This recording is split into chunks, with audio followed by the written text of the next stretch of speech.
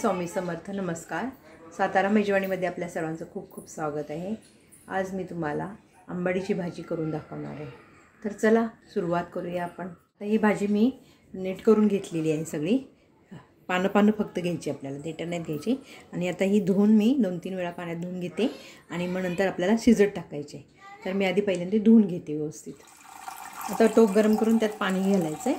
आपल्याला ती भाजी आता जी धुवून ठेवली ती आता आपण ह्याच्यात घालायची आणि शिजवून घ्यायचे. पहिल्यांदा आपल्याला अशी धुवून घेतली मी, नितळत ठेवलेली चाळणी. ते आता ह्या गरम पाण्यात आपण आता शिजत ठेवायचे.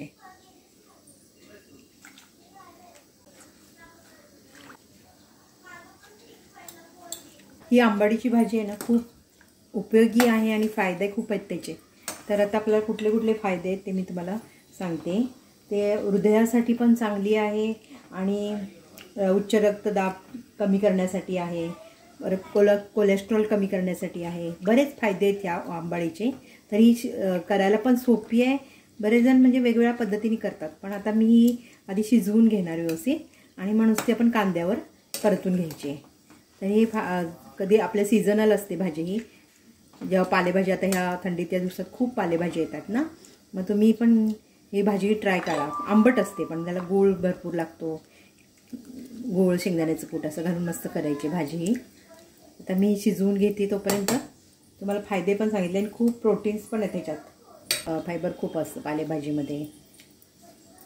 तर हे शिजवून घेऊया आधी आपण आणि मग नंतर कांद्यावर परतून घ्यायची व्यवस्थित. आंबाडीच्या भाजीमध्ये ए जीवनसत्व भरपूर आहे, लो आहे आणि कॅल्शियम भरपूर प्रमाणात आहे. आणि आपण ही सीझनल भाजी आहे, त्यामुळं आपण वर्षातून 1-2 वेळा तरी खाल्ली पाहिजे आपल्याला. आणि किंवा आपल्या रगवीला किंवा टॉयलेटला जेव्हा जळजळ होते त्यासाठी खूप उपयुक्त आहे. अशा भाज्या आपण कधी वर्षातून 1 वेळा तरी खाल्ली पाहिजे आपण. फायदे खूप आहेत त्याचे. काही लोकांना आवडत नाही, आंबट असते ना त्याच्यामुळं. तर करायची 1 वेळ आपली सीझनल भाजी. भाजी आता आपली शिजवून झालेली आहे.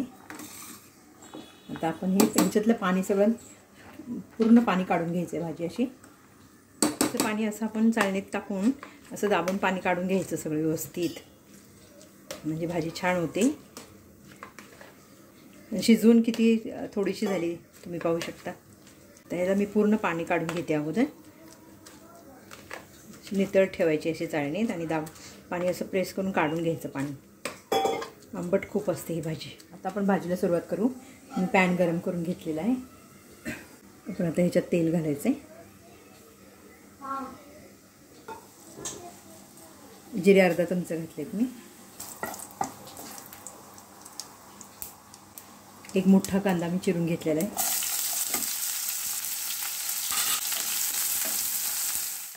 हळद घालूया आणि मिरचीचे तुकडे मी घातलेत थोडेसे.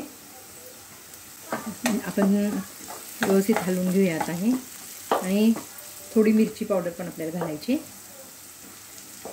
हिंग, धना जिरा पावडर घालते. भाजी जी आपण पाणी काढून घेतलेले, पूर्ण पाणी काढलेले, त्यामध्ये आपण आता घालूया.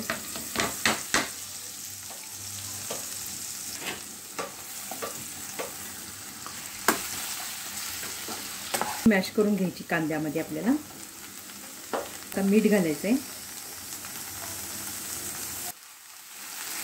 पाणी पूर्ण एकदम व्यवस्थित हे झालं ना की भाजी खूप छान लागते.